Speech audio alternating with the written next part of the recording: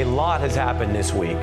Do you remember that this is the week John Bolton bounced from the Trump White House, part of an unprecedented level of turnover in this administration? Remember former Chief of Staff John Kelly said it was crazy town, the worst job I've ever had? Another aide wrote a whole book called Team of Vipers saying this White House is absolutely out of control. So that's the context from people who are in it, who've seen it. Bolton also saying Donald Trump was a huge liar, basically. But one of Trump's biggest boosters on Fox News, Lou Dobbs, has a different view.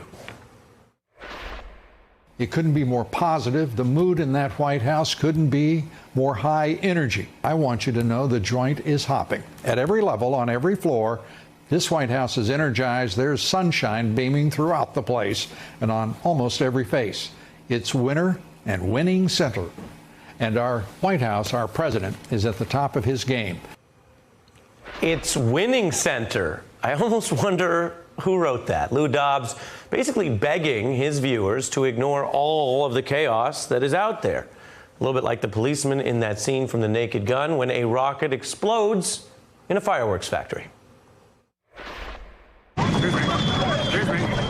All right, move on. Nothing to see here. Please disperse. Nothing to see here, please. It's a winning factory. Now, why does Dobbs overstate it this much? He's not just speaking to his own audience, which might overlap with Trump's base.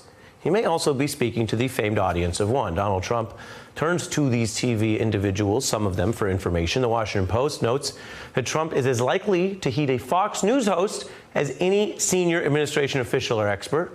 There are direct reports that Sean Hannity has a desk at the place, referring to the Oval Office. Tucker Carlson was behind, according to Politico, the very lobbying to fire former Fox News analyst John Bolton. All of this is wild because Trump seems to have hired Bolton for the obvious reason and has stated that he saw him on the shows. Who do you talk to for military advice right now?